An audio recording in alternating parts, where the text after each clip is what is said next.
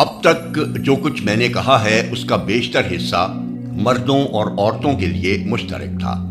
اب میں خاص طور پر کچھ باتیں ان خواتین سے عرض کروں گا جو جماعت کے ساتھ وابستہ ہیں یا اس سے دلچسپی رکھتی ہیں۔ اولین ضرورت اس بات کی ہے کہ آپ اپنے دین سے زیادہ واقفیت حاصل کریں۔ نہ صرف قرآن سمجھ کر پڑھیں بلکہ کچھ نہ کچھ حدیث اور فقہ کا بھی مطالعہ کریں۔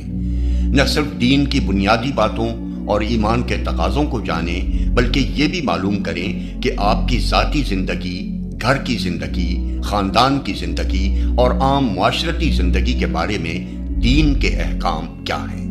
احکام دینی سے عورتوں کی عام ناواقفیت ان اسباب سے ایک اہم سبب ہے جن کی بدولت مسلمان گھروں میں غیر شرعی طریقے رائج ہوئے ہیں بلکہ جاہلیت کی رسموں تک نے راہ پا لی ہے۔ آپ کو سب سے پہلے خود اپنی اس خامی کو رفع کرنے کی طرف توجہ کرنی چاہیے۔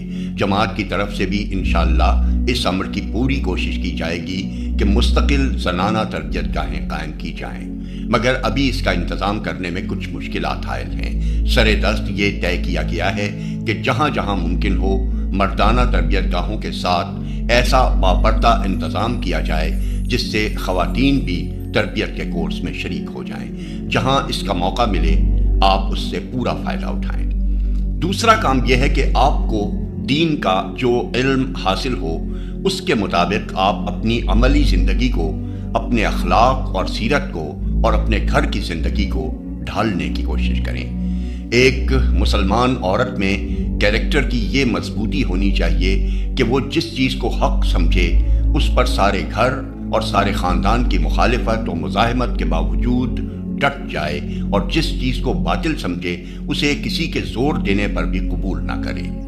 ماں، باپ، شوہر اور خاندان کے دوسرے بزرگ یقیناً اس کے مستحق ہیں کہ ان کی فرما برداری کی جائے، ان کا ادب و لحاظ کیا جائے، ان کے مقابلے میں نشوز اور خودسری نہ اختیار کی جائے، مگر سب کے حقوق اللہ اور اس کے رسول کے حقوق سے نیچے ہیں، نہ کہ ان کے اوپر۔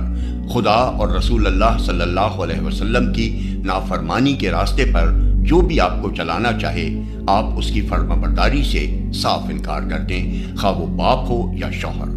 اس معاملے میں آپ ہرگز کسی سے نہ دبیں، بلکہ اس کا جو بدتر سے بدتر نتیجہ آپ کی دنیاوی زندگی کو برباد کرتا نظر آئے اس کو بھی توکلاً علی اللہ گوارا کرنے کے لیے تیار ہو جائیں۔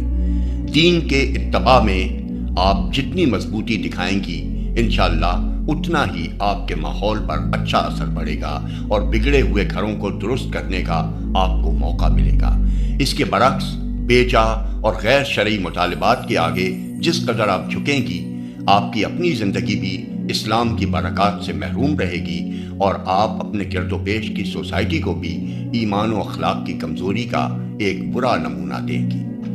تیسرا کام آپ کے ذمہ یہ ہے کہ تبلیغ و اصلاح کے معاملے میں اپنے گھر کے لوگوں، اپنے بھائی بہنوں اور اپنے قریبی رشتہ داروں کی طرف سب سے زیادہ توجہ کریں۔ جن بہنوں کو اللہ نے اولاد دی ہے ان کے ہاتھ میں تو گویا اللہ نے امتحان کے وہ پرچے دے دیے ہیں جن پر اگر وہ کامیابی کے نمبر نہ لے سکیں تو پھر دوسرا کوئی پرچہ بھی ان کے اس نقصان کی تلافی نہ کر سکے گا۔ ان کی توجہ کی مستحق سب سے بڑھ کر ان کی اولاد ہے جسے دین اور دینی اخلاق کی تربیت دینا ان کی ذمہ داری ہے۔ شادی شدہ خواتین کا یہ بھی فرض ہے کہ وہ اپنے شوہروں کو راہ راست دکھائیں اور اگر وہ راہ راست پر ہوں تو اس پر چلنے میں ان کی زیادہ سے زیادہ مدد کریں۔ ایک لڑکی ادب و احترام کے پورے حدود و ملحوظ رکھتے ہوئے اپنے باپ اور اپنی ماں تک بھی کلمہ حق پہنچا سکتی ہے اور کم از کم اچھی کتابیں تو ان کے مطالعے کے لیے پیش کر ہی سکتی ہے۔ چوتھا کام جسے آپ کو فرض سمجھتے ہوئے انجام دینا چاہیے یہ ہے کہ جس قدر بھی وقت آپ اپنے خانگی فرائض سے بچا سکتی ہوں وہ دوسری عورتوں تک دین کا علم پہنچانے میں صرف کریں۔ چھوٹی لڑکیوں کو تعلیم دیجیے، بڑی عمر کی ان پڑھ عورتوں کو پڑھائیے، پڑھی لکھی عورتوں تک اسلامی کتابیں پہنچائیے عورتوں کے باقاعدہ اجتماعات کر کے ان کو دین سمجھائیے، یا تقریر نہ کر سکتی ہوں تو مفید چیزیں سنائیے۔ غرض آپ جس طرح بھی کام کر سکتی ہوں کریں، اور امکانی حد تک پوری کوشش کریں کہ آپ کے حلقہ تعارف میں عورتوں سے جہالت اور جاہلیت دور ہو۔ تعلیم یافتہ خواتین پر اس وقت ایک اور فرض بھی عائد ہوتا ہے جو ایک لحاظ سے اپنی اہمیت میں دوسرے تمام کاموں سے بڑھ کر ہے۔ وہ یہ کہ اس وقت مغرب زدہ طبقے کی خواتین پاکستان کی عورتوں کو جس گمراہی، بے حیائی اور ذہنی و اخلاقی آوارگی کی طرف دھکیل رہی ہیں، اور جس طرح حکومت کے ذرائع و وسائل سے کام لے کر عورتوں کو غلط راستے پر ڈالنے کی کوشش کر رہی ہیں، ان کا پوری طاقت سے مقابلہ کیا جائے۔ یہ کام صرف مردوں کے کیے نہیں ہو سکتا۔ مرد جب اس گمراہی کی مخالفت کرتے ہیں تو عورتوں کو یہ کہہ کر بہکایا جاتا ہے کہ یہ مرد تو تم کو غلام رکھنے پر تلے ہوئے ہیں، ان کی تو ہمیشہ سے یہی مرضی رہی ہے کہ عورتیں چار دیواریوں میں گھٹ گھٹ کر مرتی رہیں اور انہیں آزادی کی ہوا نہ لگنے پائے۔ اس لیے ہمیں اس فتنے کا سدباب کرنے میں عورتوں کی مدد کی سخت ضرورت ہے۔ خدا کے فضل سے ہمارے ملک میں ایسی شریف اور خدا پرست خواتین کی کمی نہیں ہے جو اعلیٰ تعلیم یافتہ ہیں اور ان افواہی بیگمات سے علم اور ذہانت اور زبان و قلم کی طاقت میں کسی طرح کم نہیں ہیں۔ اب یہ ان کا کام ہے کہ آگے بڑھ کر ان کا منہ توڑ جواب دیں۔